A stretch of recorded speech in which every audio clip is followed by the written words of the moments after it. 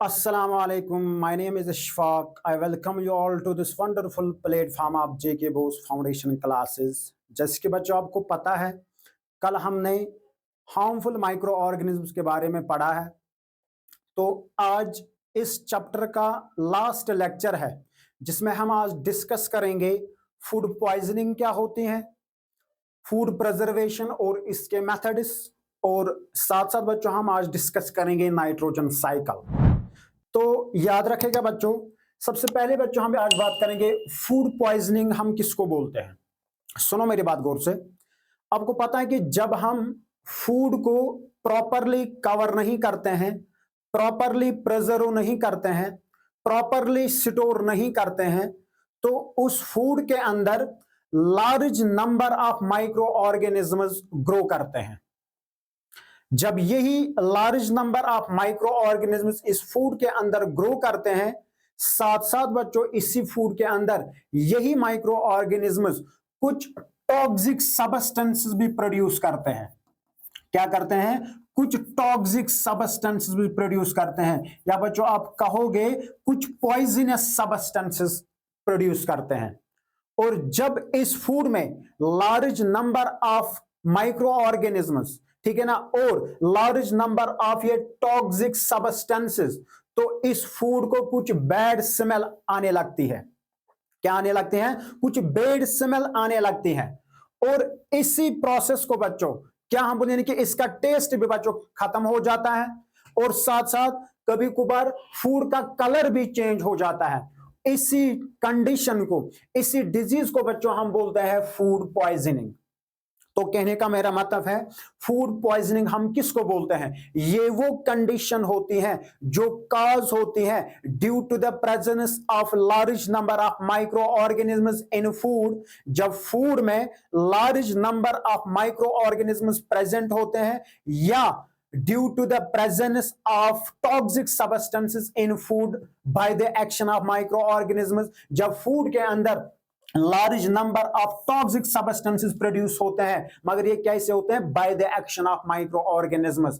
इसी कंडीशन को बच्चों हम क्या बोलते हैं? फूड पॉइजनिंग बोलते हैं। समझ में आपको आया? आई होप कि बच्चों आपको समझ में आया। सुनो मेरी एक बार फिर मैं आपको बोल रहा हूं, किसको हम फूड पॉइजनिंग बोलते हैं। फूड पॉइजनिंग ये वो कंडीशन होती है जब हम फूड को अच्छी तरीके से प्रॉपरली इसको कवर नहीं करते हैं, प्रॉपरली फूड को स्टोर नहीं किया जाता है, ठीक है ना, तो उस फूड के अंदर large number of micro organisms grow करते हैं। और साथ साथ ये large number of micro organism जब इस फूड के अंदर ग्रो करते हैं, तो साथ साथ ये large number of toxic substances भी प्रोड्यूस करते हैं, पॉइजनस सब्सटेंसेस प्रोड्यूस करते हैं। और इसी से बच्चों क्या आते हैं? इस फूड को बैड स्मेल आती है, ठीक है ना, इसका टेस्ट बच्चों चेंज होता है, कलर चेंज हो जाता है। इसी कंडीशन को मैं बोल रहा हूं कि इस कंडीशन को हम बोलते हैं फूड पॉइजनिंग।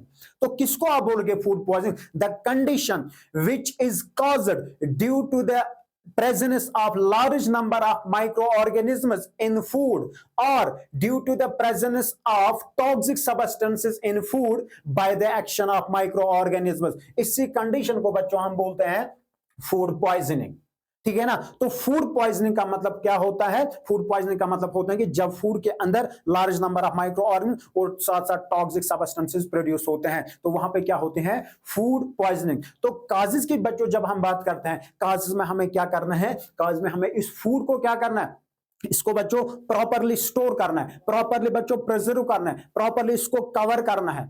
और कुकिंग करने से पहले हमें अपने हाथ को क्या करना है? हमें अपने हैंड जो हो, ठीक है ना, हैंड्स जो है, हाथ क्या करना है? साफ करना है, वॉश करना है। इस तरीके से बच्चों हम क्या कर सकते हैं? कॉजेज बच्चों यही क्या नाम है इसका, ये क्या नाम है इसका, ये कॉज का मतलब यहां पे होता है कि जो मैंने बोला कि जब हम फूड को प्रॉपरली ये नहीं करते हैं, ठीक है ना, कवर वगैरह नहीं करते हैं। प्रिवेंशन में आता है कि जब हम इसको कैसे प्रिवेंट कर सकते हैं।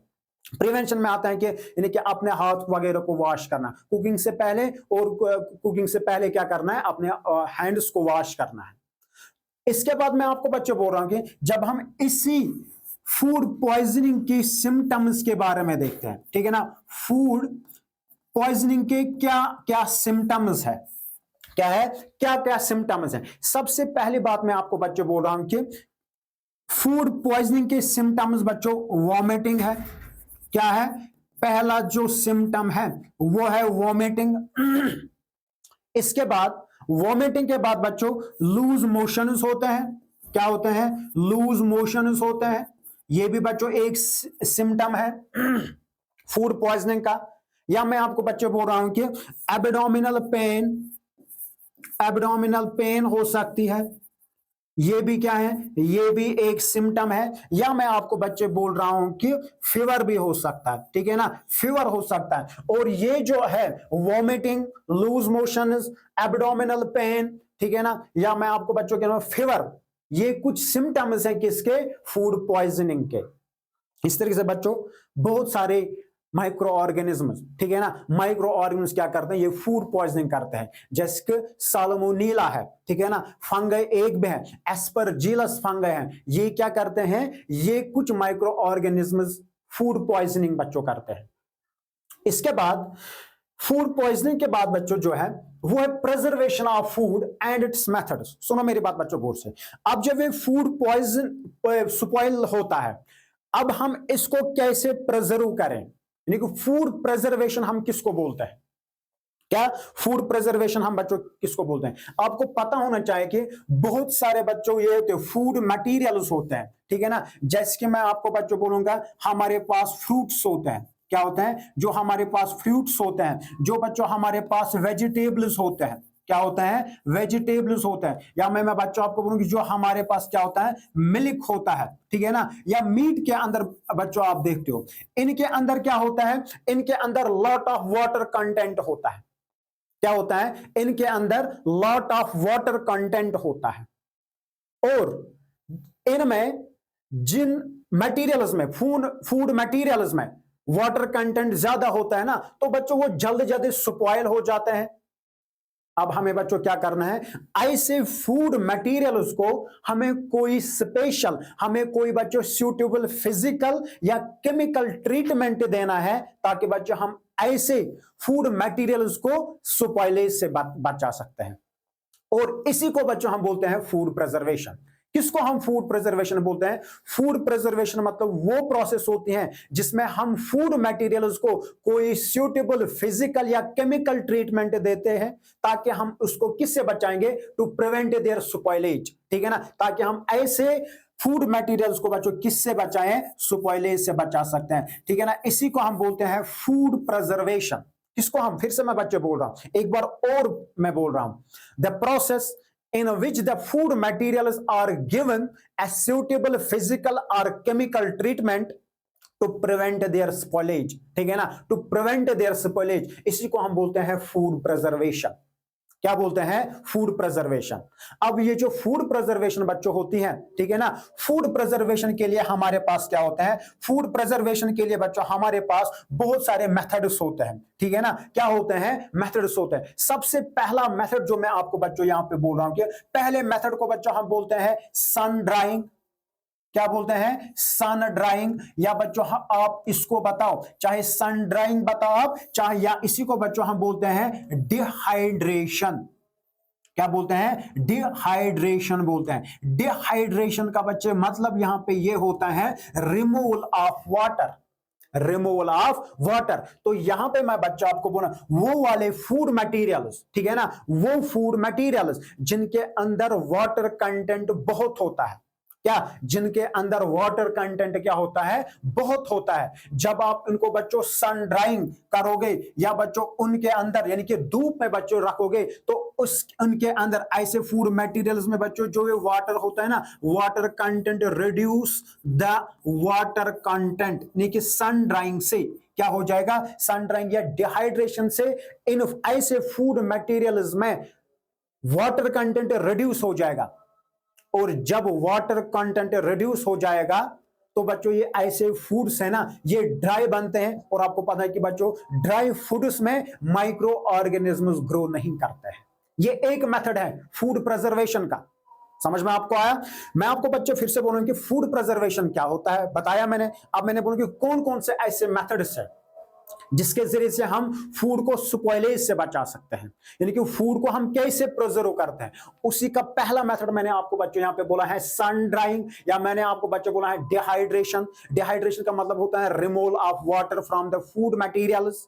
जब वाटर हम, ठीक है ना, रिमूव होता है सन ड्राइंग से, तो बच्चे वो फूड ड्राई हो जाता है और ड्राई फूड मटेरियल्स के अंदर माइक्रो ऑर्गेनिजम्स ग्रो नहीं करते हैं। जैसे कि मैं आपको बच्चे बोलूंगा, क्या नाम है कि आपको पता है कि जो स्पाइनेच होता है, ठीक है ना, स्पाइनेच बच्चों जो होते हैं जिसको आप बोलते हैं पालक, ठीक है ना, पालक। या बच्चों अगर मैं आपको बोलूंगा अगर हमारे पास साग भी होगा, ठीक है ना, या बच्चों मैं आपको बोलूंगा अगर ठीक है ना, मटर, ना मटर जिसको आप बोलते हैं, मटर को भी अगर क्या की जाते हैं, अगर इसको भी सन ड्राइंग की जाती है ना, ये सूखा हो जाएगा और प्रिजर्व करके लॉन्ग टाइम के लिए बच्चों प्रिजर्व करके रहेगा। या इवन के बच्चों इस वाले मेथड में आपको बोलना है, इस वाले मेथड में ग्रेप्स भी आते हैं, ठीक है ना, ग्रेप्स में, ठीक है ना, ग्रेप्स को भी सन ड्राइंग की जाते हैं। फिर इन्हीं ग्रेप्स से क्या बनाए जाते हैं, रेजन्स बनाए जाते हैं।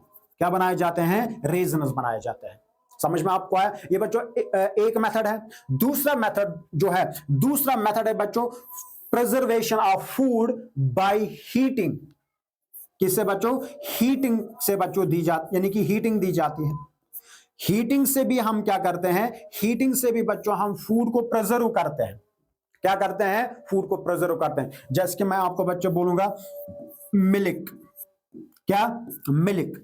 जब आप मिल्क को क्या करते हो, हीट देते हो, क्या देते हो, जब आप बच्चों इसको उबालते हो ना, उस हीट देने से मिल्क के अंदर जो माइक्रो ऑर्गेनिजम्स होते हैं, जो बच्चे इसको स्पॉइल कर सकते हैं, जो इसको खराब कर सकते हैं ना, तो हीट देने से जो इस मिल्क के अंदर माइक्रो ऑर्गेनिजम्स होते हैं ना, ये बच्चों किल हो जाते हैं। क्या हो जाते हैं, ये किल हो जाते हैं, जिसकी वजह से बच्चों ये दूध खराब नहीं होता है, खराब नहीं होता है। ये दूसरा मेथड है बच्चों फूड प्रिजर्वेशन का।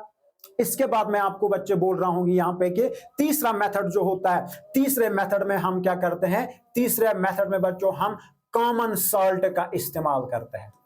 क्या करते हैं, जो कॉमन सॉल्ट होता है, कॉमन सॉल्ट को भी बच्चों हम इस्तेमाल करते हैं फूड प्रिजर्वेशन के लिए। आपको पता है कि बहुत टाइम पे आपको पता है कि पहले से ही क्या, जो हमारे पास बच्चों मीट होता है, क्या होता है, मीट। जो बच्चों हमारे पास क्या होता है, जो फिशेस होते हैं, मछलियां जो होते हैं ना, इनको हम किससे कवर करते हैं, इनको बच्चों हम कवर करते हैं, यानी कि इनको कवर करते हैं कॉमन सॉल्ट से। किससे करते हैं, कॉमन सॉल्ट से। और जब हम इनको कॉमन सॉल्ट बच्चों ऊपर से फेंकते हैं, तो क्या हो जाता है, जो इनको खराब कर सकते हैं, इस मीट को खराब कर सकते हैं। समझ में आपको आया?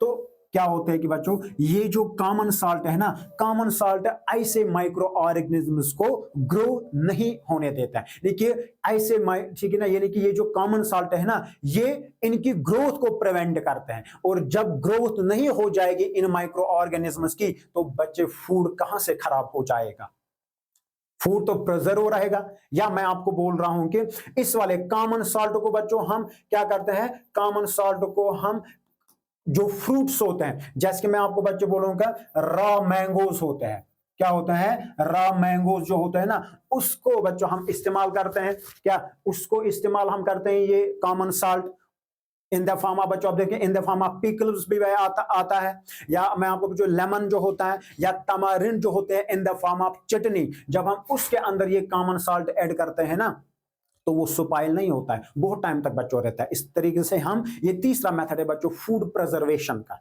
किसका, फूड प्रिजर्वेशन का।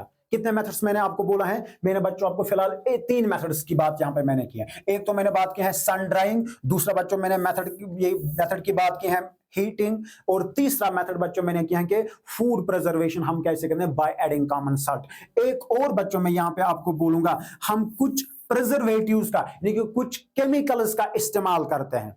क्या करते हैं, कुछ केमिकल्स का इस्तेमाल करते हैं, जिनको हम बोलते हैं फूड प्रिजर्वेटिव्स, उनको हम एज ए फूड प्रिजर्वेटिव्स इस्तेमाल करते हैं। और 3 किस्म के केमिकल्स को बच्चों हम इस्तेमाल करते हैं। याद रखेगा, जो एक केमिकल है, ठीक है ना, उसका बच्चों नाम है सोडियम, शाबाश, सोडियम मेटाबाइसल्फाइड, मेटाबाइसल्फाइड।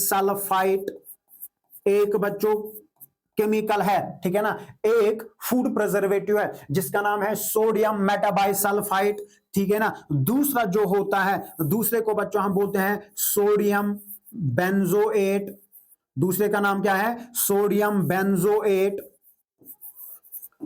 और तीसरे का बच्चों नाम है, तीसरे का नाम है सिट्रिक एसिड, तीसरे का नाम क्या है, सिट्रिक एसिड। याद रखेगा बच्चों इन तीन उसको, ठीक है ना, ये जो तीन केमिकल्स है, क्या है, ये जो तीन केमिकल्स हैं इनको हम एज ए फूड प्रिजर्वेटिव्स इस्तेमाल करते हैं। याद रखेगा ये जो बच्चों ऊपर वाले दो है, ठीक है ना, सुनेगा बच्चों मेरी बात गौर से, ये जो ऊपर वाले दो है, ये वाले दो, ठीक है ना, ये वाले दो है बच्चों, इन दो को हम इस्तेमाल करते हैं, क्या करते हैं, इन दो को, यानी कि सोडियम मेटाबाइसल्फाइड को और सोडियम बेंजोएट को इस्तेमाल किया जाता है। क्या, किन में इनको इस्तेमाल किया जाता है, यानी कि ऐड किया जाता है, मैं आपको बच्चों बोल रहा हूं, इनको हम, जो हमारे पास जैम होता है, जो हमारे पास जैम होता है, या मैं आपको बच्चों बोलूंगा जो क्या होते हैं, जो जेलीज होते हैं, जो क्या होते हैं, जो जेलीज होते हैं, या मैं आपको बच्चे बोल रहा हूं कि जो जूसेस होते हैं, जो क्या होते हैं, जूसेस होते हैं, जूसेस में हम इनको बच्चों ऐड करते हैं एज ए फूड प्रिजर्वेटिव। और ये जो लास्ट वाला तीसरा बच्चों यहां पे बच्चा सिट्रिक एसिड, ठीक है ना, सिट्रिक एसिड को हम कन्फेक्शनरी में इस्तेमाल करते हैं, यानी कि मेरा कहने का मतलब है इसको बच्चों हम इस्तेमाल करते हैं स्वीट्स में। किस में इस्तेमाल करते हैं, स्वीट्स में। तो आपको पता है कि क्या नाम है इसका, ये जो तीन किस्म के प्रिजर्वेटिव्स है, क्या तीन किस्म के जो प्रिजर्वेटिव्स हैं, sodium metabisulphite, sodium benzoate, citric acid, ये माइक्रो ऑर्गेनिजम्स को, यानी कि जो स्पॉइलेज ऑफ फूड करते हैं, जो फूड को बच्चों स्पॉइल करते हैं, ये ऐसे माइक्रो ऑर्गेनिज्म के तीनों के तीनों क्या करते हैं, ये बच्चों तीनों को तीनों इन माइक्रो ऑर्गेनिजम्स को किल करते हैं। क्या करते हैं, किल करते हैं। समझ में आपको आया, ठीक है ना। इसके बाद लास्ट वाला जो मेथड हमारे पास बच्चों है वो है, फिफ्थ वाला मेथड मैं आपको बोलूंगा, वो पास्चुराइजेशन है। क्या है, पास्चुराइजेशन। आपको पता है कि लेविस पास्चर ने बच्चों एक एक्सीलेंट मेथड दिया है फूड को प्रिजर्व करने का, जिस मेथड को हम बोलते हैं पास्चुराइजेशन। क्या बोलते हैं, पास्चुराइजेशन मेथड, इसको बच्चों हम बोलते हैं। याद रखिएगा ये किसने दिया है, ये बच्चों दिया है, ये दिया है किसने, लुइस पास्चर ने। किसने दिया है, लुइस पास्चर ने दिया है। सुनो मेरी बात बच्चों गौर से, इस लुइस पास्चर ने, ये जो लुइस पास्चर है, इसने क्या बोला है, इसने बोला कि बच्चों यानी कि ये वाला मेथड पर्टिकुलरली हम कहां पे इस्तेमाल करते हैं, जो बड़े बड़े मिल्क डेयरीज होते हैं, क्या, जो मिल्क डेयरीज फार्म्स वगैरह होते हैं ना, वहां पे इस पास्चुराइजेशन, ये पास्चुराइजेशन को क्या किया जाता है, इस्तेमाल किया जाता है। और ये जो पास्चुराइजेशन मेथड है ना, इट इन्वॉल्व्स टू प्रोसेसेस। वो क्या है, फर्स्ट में बच्चों इसको हीटिंग की जाती है, क्या, हीटिंग बच्चों, उसके बाद heating followed by quick cooling, followed by cooling.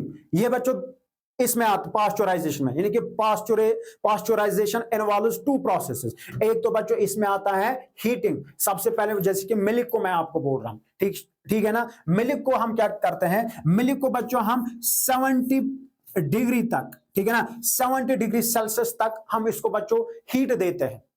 क्या देते हैं, 70 डिग्री सेल्सियस तक हम इसको क्या देते हैं, हीट देते हैं, ठीक है ना, आधे मिनट तक, ठीक है ना, 30 सेकंड या 1 मिनट वगैरह।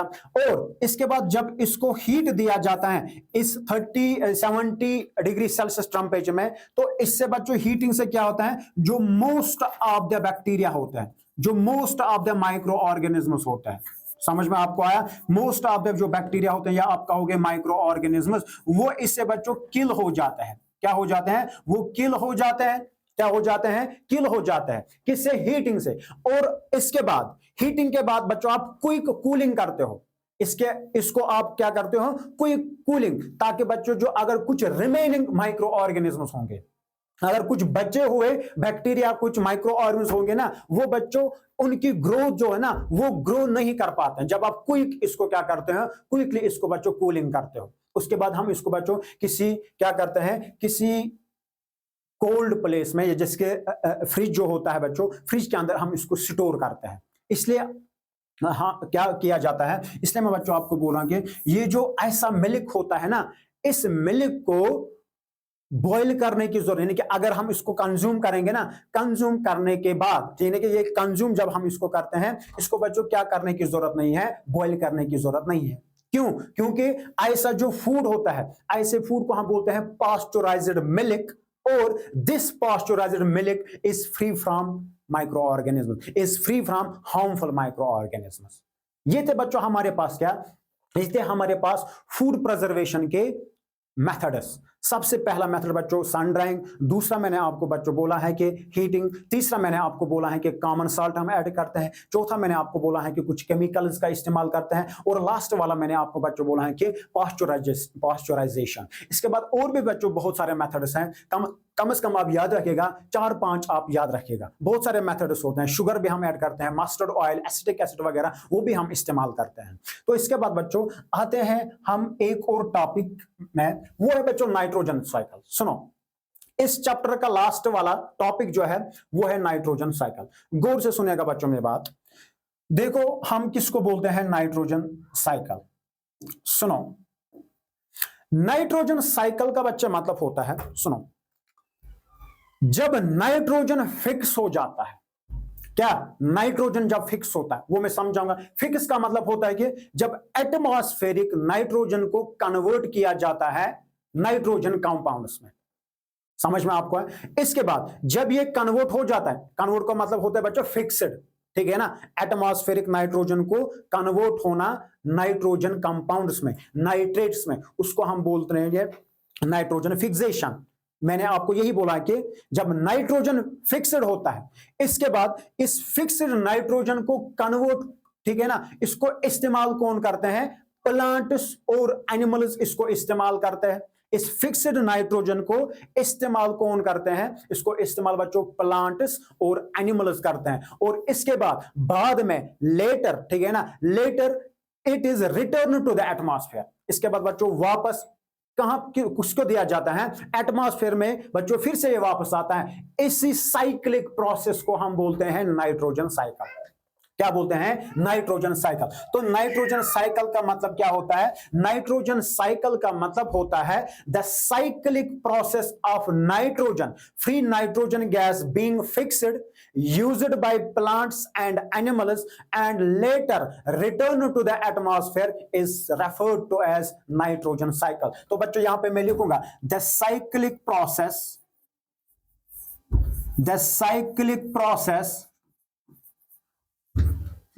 of nitrogen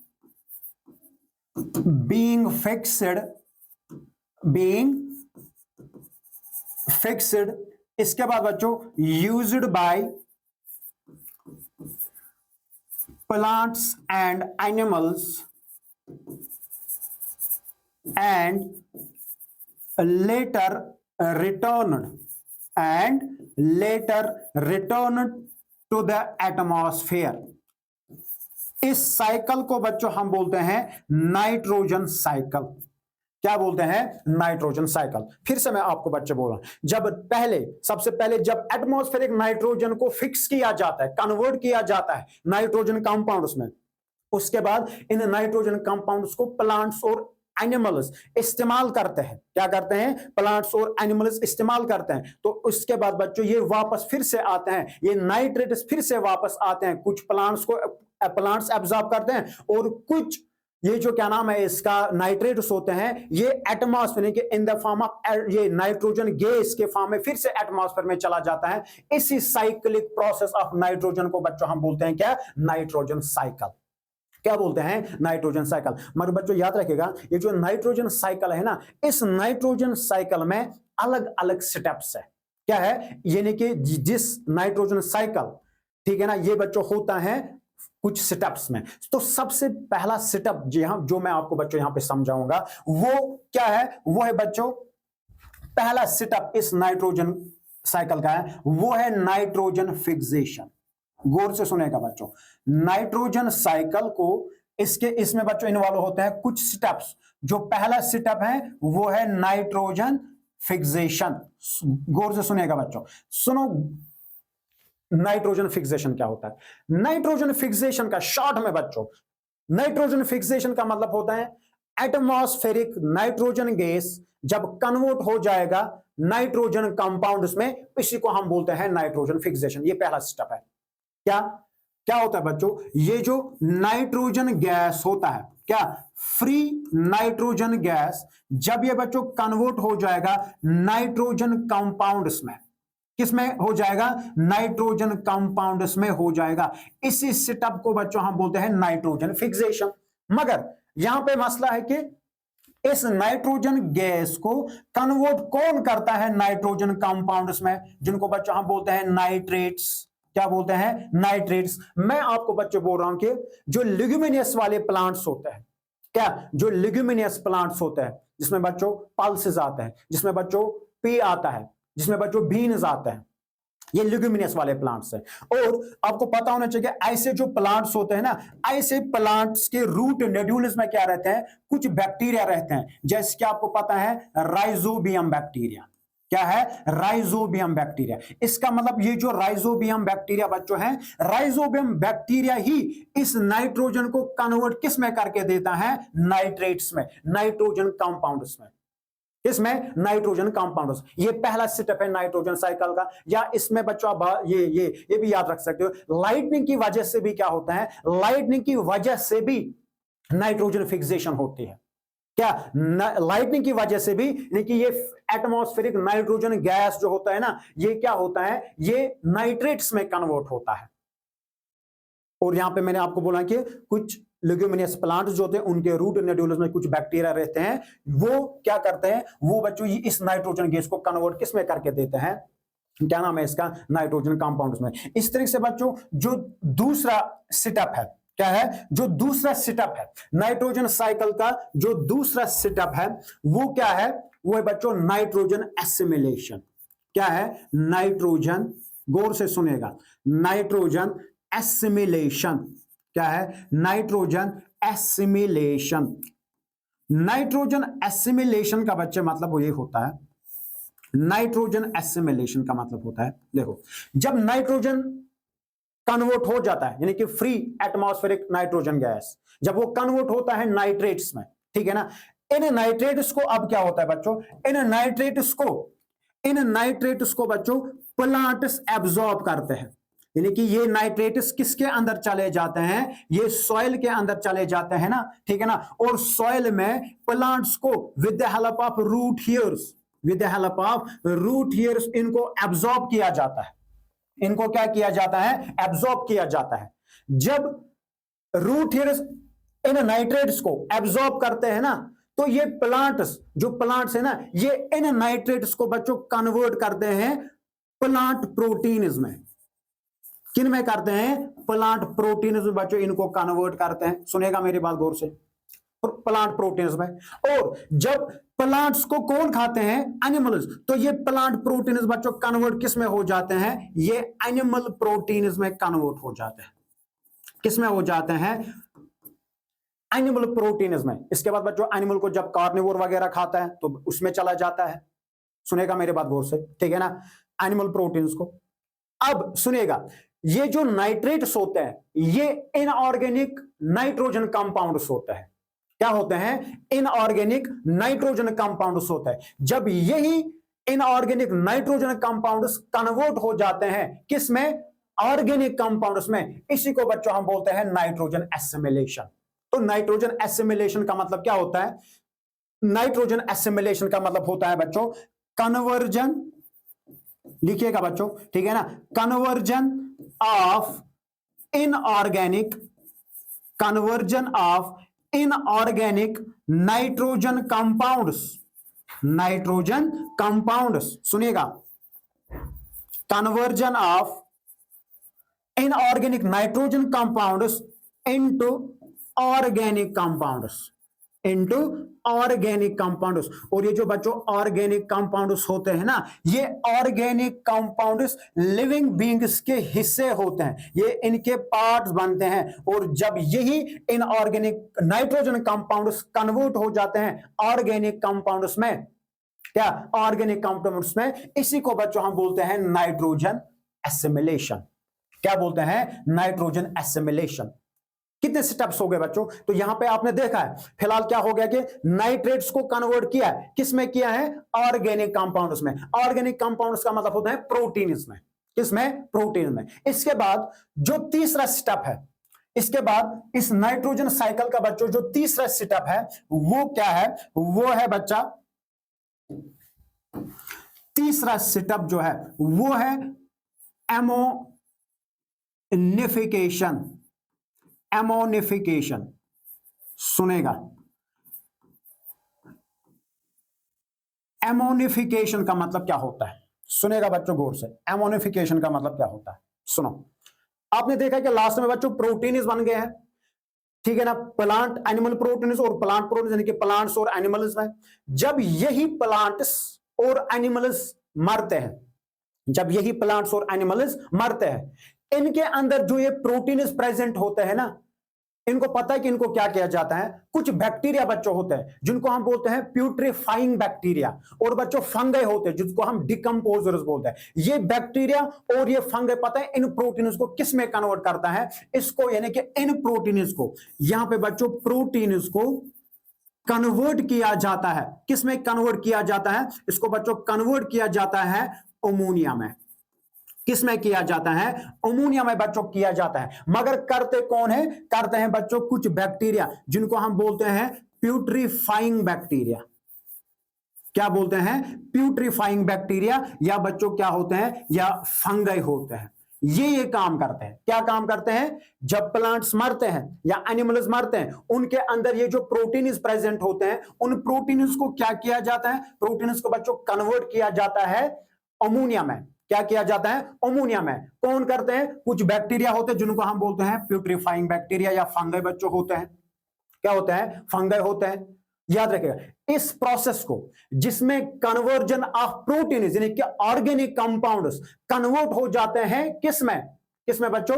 अमोनिया में। इसी प्रोसेस को हम बोलते हैं एमोनिफिकेशन। तो एमोनिफिकेशन बच्चों यहां पे लिखेगा, किसको हम बोलते हैं? Conversion, conversion of proteins into proteins into ammonia, into ammonia. इस प्रोसेस को बच्चों हम क्या बोलते हैं? इसी प्रोसेस को हम बोलते हैं एमोनिफिकेशन। कितने स्टेप्स हो गए? इसका मतलब बच्चों मैंने आपको पहले बोला, ये जो नाइट्रोजन साइकिल है, नाइट्रोजन साइकिल में कुछ स्टेप्स इन्वॉल्व है। पहला स्टेप क्या है? Nitrogen fixation. दूसरा स्टेप क्या है? Nitrogen assimilation. तीसरा स्टेप क्या है बच्चों? एमोनिफिकेशन। इसके बाद जो चौथा स्टेप है, जो क्या है? जो चौथा स्टेप है ना बच्चों, वो क्या है? वो चौथा स्टेप बच्चों हम इधर लिखेंगे। फोर्थ वाला स्टेप जो है वो है नाइट्रिफिकेशन। क्या है? नाइट्रिफिकेशन। बच्चों ऐसे ही स्टेप बाय स्टेप लिखना। नाइट्रिफिकेशन, सुनेगा मेरी बात गौर से। आपने बच्चों देखा लास्ट में हमें क्या बन गया? अमोनिया बन गया, अमोनियम साल्ट बन गया। समझ में आपको है? जब ये अमोनिया साल्ट सॉइल में बच्चों होता है, सॉइल के अंदर कुछ नाइट्रोसोमोनास बैक्टीरिया होते हैं। क्या होता है? Nitrosomonas bacteria. यानी कि बच्चों ये क्या करते हैं? नाइट्रोसोमोनास बैक्टीरिया, गौर से सुनिएगा इधर। हमारे पास बच्चों लास्ट में क्या था? हमारे पास लास्ट में अमोनिया था। क्या था? अमोनिया। इस अमोनिया को कन्वर्ट किया जाता है किसमें? इसको कन्वर्ट किया सबसे पहले बच्चों इस अमोनिया को कन्वर्ट किया जाता है नाइट्राइट्स में। किसमें? नाइट्राइट्स में। गौर से सुनेगा, NITRITES, नाइट्राइट्स में। मगर करते कौन है? मगर बच्चों करते हैं सीडो नाइट्रोसोमोनास बैक्टीरिया। कौन? Nitrosomonas bacteria. कौन बच्चों करते हैं? Nitrosomonas bacteria. इसके बाद इन नाइट्रेट्स को, ठीक है ना, नाइट्रेट्स को बच्चों एक बैक्टीरिया, ठीक है ना, और एक बैक्टीरिया बच्चों होता है, जिस बैक्टीरिया का नाम है नाइट्रोबैक्टर। जिस बैक्टीरिया का नाम क्या है? नाइट्रोबैक्टर। गौर से सुनेगा, नाइट्रोबैक्टर बैक्टीरिया।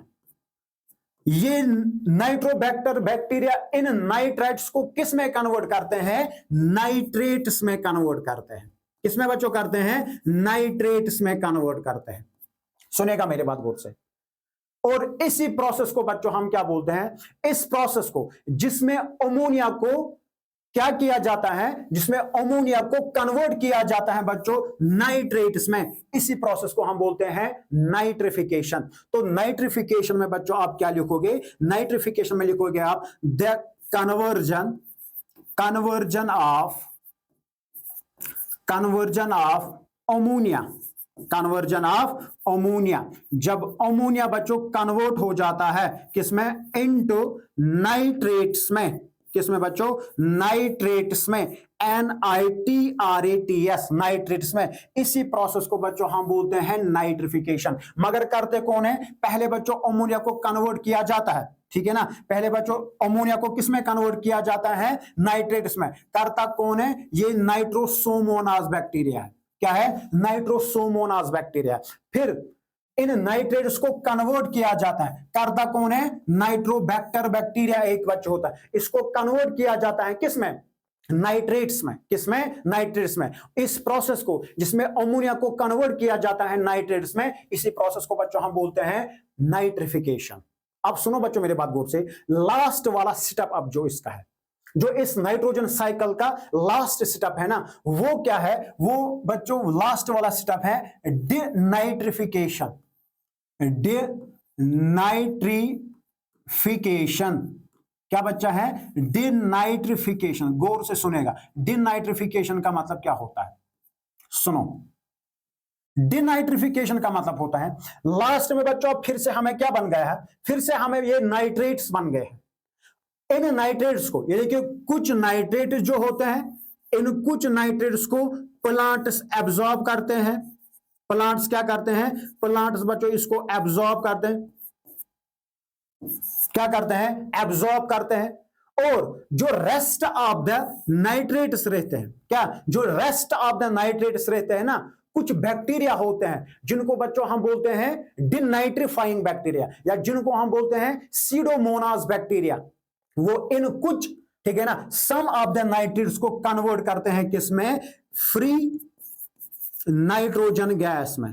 किसमें बच्चों? फ्री नाइट्रोजन गैस में। और नाइट्रेट्स, जब ये नाइट्रेट्स कन्वर्ट हो जाते हैं फिर से किसमें?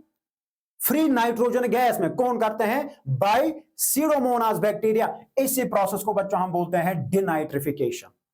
तो डिनाइट्रिफिकेशन में आपने क्या याद रखा? डिनाइट्रिफिकेशन का मतलब होता है नाइट्रेट जो बने हैं बच्चों, ठीक है ना, जब अमोनिया कन्वर्ट होता है नाइट्रेट्स में, मैंने बोला कि उनमें से कुछ नाइट्रेट्स जो होते हैं, कुछ नाइट्रेट्स कन्वर्ट हो जाते हैं, यानी कि उनको कुछ नाइट्रेट्स को प्लांट्स एब्जॉर्ब करते हैं, और जो remaining rest of the nitrates होते हैं उनको सीडोमोनास बैक्टीरिया कन्वर्ट करते हैं किसमें? फ्री एटमॉस्फेरिक नाइट्रोजन में, यानी कि नाइट्रोजन गैस में, ठीक है ना। इसी फ्री नाइट्रोजन गैस जब बनता है, यही बच्चों फिर से किसमें चला जाता है? एटमॉस्फेयर में। किसमें चला जाता है? एटमॉस्फेयर में। इस तरीके से बच्चों ये साइकिल इसी तरह से कंटिन्यू रहता है। फिर से बच्चों, यानी कि अब जब फिर से ये नाइट्रोजन एटमॉस्फेयर में बनेगा, फिर से बच्चों पहला वाला स्टेप हो जाए नाइट्रोजन फिक्सेशन, इसके बाद नाइट्रोजन एसिमिलेशन, उसके बाद एमोनिफिकेशन, उसके बाद बच्चों नाइट्रिफिकेशन, उसके बाद डिनाइट्रिफिकेशन। तो यहां पे बच्चों डिनाइट्रिफिकेशन को क्या आप लिखोगे? डिनाइट्रिफिकेशन का मतलब होता है कन्वर्जन ऑफ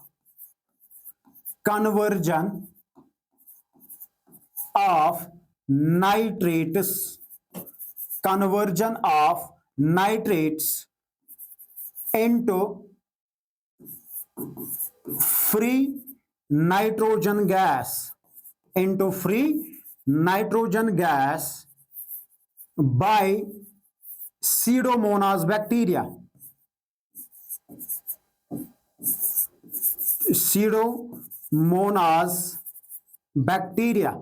या बच्चों जिनको हम बोलते हैं डिनाइट्रिफाइंग बैक्टीरिया।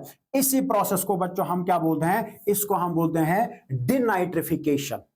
क्या बोलते हैं? डिनाइट्रिफिकेशन। इसी के साथ बच्चों ये जो चैप्टर माइक्रो ऑर्गेनिज्म्स है ना, तो यही हमने खत्म किया है, 4-5 लेक्चर्स में किया है। तो इंशाल्लाह अब मिलते हैं नेक्स्ट चैप्टर के साथ। देखेंगे बच्चों वो चैप्टर कौन होगा। आपको पता है कि जो समेटिव असेसमेंट में आपके चैप्टर्स हैं, उन्हीं में से हम कोई चैप्टर उठाएंगे। तब तक के लिए अल्लाह हाफिज़ व नासिर। अस्सलाम वालेकुम।